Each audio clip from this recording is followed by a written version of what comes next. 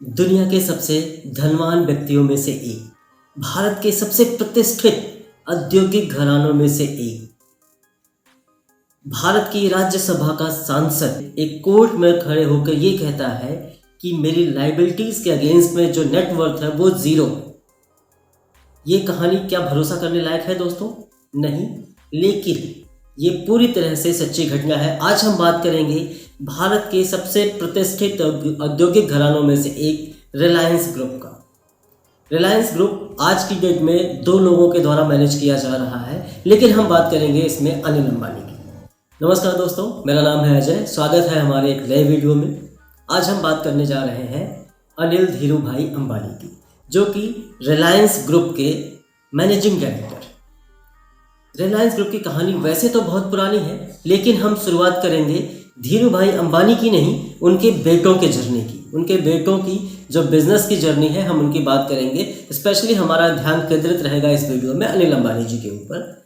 उन्होंने कैसे इतना अच्छा ग्रो किया, क्या उनके करियर का पीक आया और कहाँ से उनका डिक्लाइनिंग स्टेज शुरू हुआ, जो कि आज लगभग उनकी नेटवर्थ जीरो हो चुकी है। समय है सन 2002 का, जब धीरू भाई अंबानी 69 ईयर्स की एज में एकाएक दुनिया छोड़कर चले गए। उसके बाद बिजनेस का पूरा बोझ दोनों बेटों के ऊपर आ गया, जो कि पहले से ही दोनों बेटे बिजनेस में बहुत अच्छा कर रहे थे, अलग अलग चीज़ों को संभाल रहे थे। मुकेश अंबानी जो पुरानी कंपनीज हैं जो पहले स्टेब्लिश की गई थी, उनको बहुत अच्छा चला रहे थे। उनका ध्यान बिजनेस पे बहुत ज़्यादा रहता था, परिवार की तरफ बहुत ज़्यादा रहता था। इसके अलावा अनिल अंबानी जो दुनिया में टेक्नोलॉजिकल चेंज हो रहे थे बिजनेस में, उन सब चीज़ों से बहुत अपने आप को अपडेट रखते थे। तरह तरह के नए नए बिजनेस आइडियाज़, नए नए बिजनेस में इन्वेस्टमेंट, और उस समय वो बहुत अच्छा कर भी रहे थे।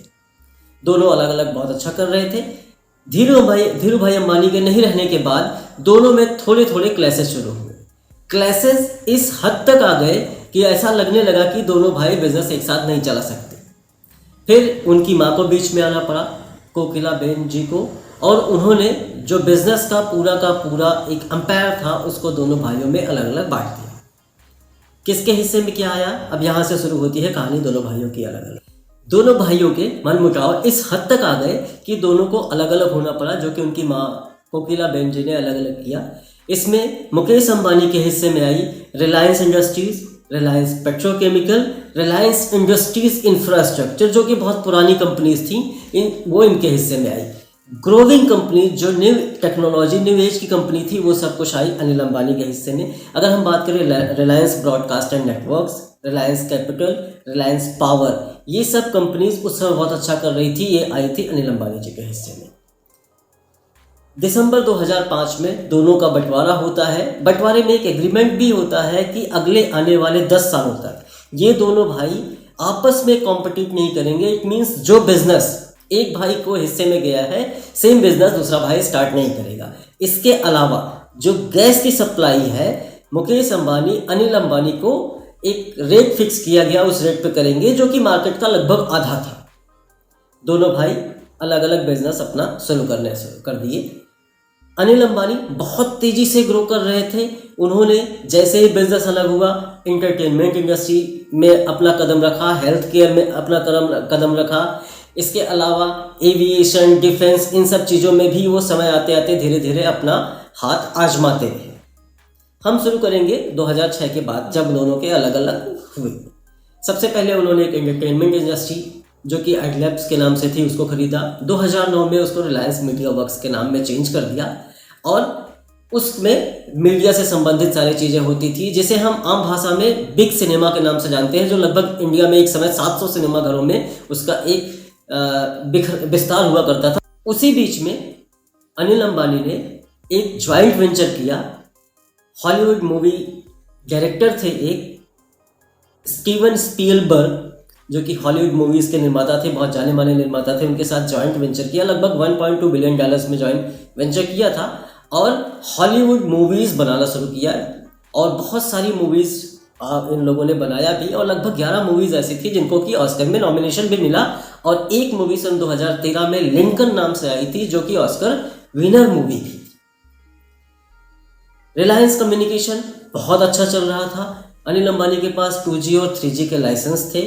सन 2006 से 2010 तक कम्युनिकेशन इंडस्ट्री में रिलायंस नंबर 1 पर था, कोई कंपटीशन नहीं था और इतना अच्छा काम कर रहा था, दूर दूर तक नहीं लग रहा था कि कोई कंपटीशन में कहीं से आ भी सकता था। सन 2008 की बात है, एक हिस्ट्री क्रिएट की थी अनिल अंबानी ने। एक IPO आया था रिलायंस पावर का, जो कि 60 सेकेंड्स में 100% सब्सक्राइब हो गया। उस समय अनिल अंबानी दुनिया के 6वें सबसे धनवान व्यक्ति थे, या कहें कि 6वें सबसे बिजनेस करने वाले धनवान व्यक्ति थे। इसी बीच में अनिल अंबानी काफ़ी चर्चा में रहे। चर्चा में रहने के बहुत सारे रीज़न थे, जैसे कि वो बाहर की दुनिया से बहुत ज़्यादा इंटरेक्ट रहते थे, अपने आप को पार्टीज़ में शामिल करना, सेलिब्रिटीज़ के साथ रहना, बड़े बड़े क्रिकेटर्स के साथ रहना, फिल्म इंडस्ट्री में अपनी चीज़ें करना, जैसे कि वो बाहर की मूवीज़ में काम कर ही रहे थे। और एक वाक़या ये भी है कि वो कहा जाता था कि हफ्ते में 3 दिन वो हेलीकॉप्टर से अपने ऑफिस जाते हैं। ये सारी चीज़ें उनके जीवनचर्या की, दिनचर्या की, डेली की हिस्सा थी। बात करते हैं सन 2015-16 के बाद, जहां से उनका डिक्लाइनिंग स्टेज शुरू हुआ। एक समय रिलायंस कम्युनिकेशन, जो लगभग 1.5 लाख करोड़ की कंपनी हो गई थी और भारत की नंबर 1 कंपनी थी, कहा जाए तो सबसे ज़्यादा फायदे का इनका बिजनेस था अनिल अंबानी जी का। 2017 में लॉन्च होता है जियो। अब यहाँ पर 2017 में लॉन्च होता है जियो, क्योंकि इनके जो एग्रीमेंट के थे वो 10 साल पूरे हो चुके थे। यानी कि एक भाई दूसरे भाई के क्षेत्र में एंटर नहीं कर सकता, उसका मियाद अब पूरी हो चुकी थी। इसलिए मुकेश अंबानी अब एक मोबाइल नेटवर्क जो कि 4G होता है, LTE बेस होता है, वो लेकर कदम रखते हैं और तहलका मचा देते हैं। इट मीन्स जो कि अभी तक रिलायंस कम्युनिकेशन की 2G और 3G सर्विसेज थी, जिनके पास 2G और 3G का ही लाइसेंस था, इसलिए वही कर रहे थे, वो नंबर 1 पे थी। वो धीरे धीरे साल भर के अंदर उसके शेयर्स 90% डाउन हो जाते हैं और वो कंपनी बैंकरप्ट हो जाती है, बंद हो जाती है। इसी के साथ जो गैस के प्राइसेस थे, इस बीच में दोनों भाइयों का एग्रीमेंट हुआ था कि लगभग मार्केट से आधे रेट पे देंगे, उसको भी देना बंद कर देते हैं मुकेश अंबानी। और जो नॉर्मल मार्केट रेट होता है, जो गवर्नमेंट की पॉलिसी होती है, उसके हिसाब से वो देना शुरू कर देते हैं, जिसके अगेंस्ट में अनिल अंबानी कोर्ट में भी जाते हैं, लेकिन कोर्ट में फैसला मुकेश अंबानी के हक में ही आता है। इसी बीच की एक और बात है, 2019 के आसपास रिलायंस कम्युनिकेशन यानी अनिल अंबानी जी का एक सोनी इरेक्शन के साथ टाइप रहता है, जो कि कंपनी के टूटने के साथ वो भी टूट जाता है और उसका वो कर्ज नहीं चुका पाते, उन्हें कोर्ट में आना पड़ता है, लगभग जेल जाना तय होता है। मुकेश अंबानी उनका पूरा पैसा चुका के उन्हें जेल जाने से बचाते हैं।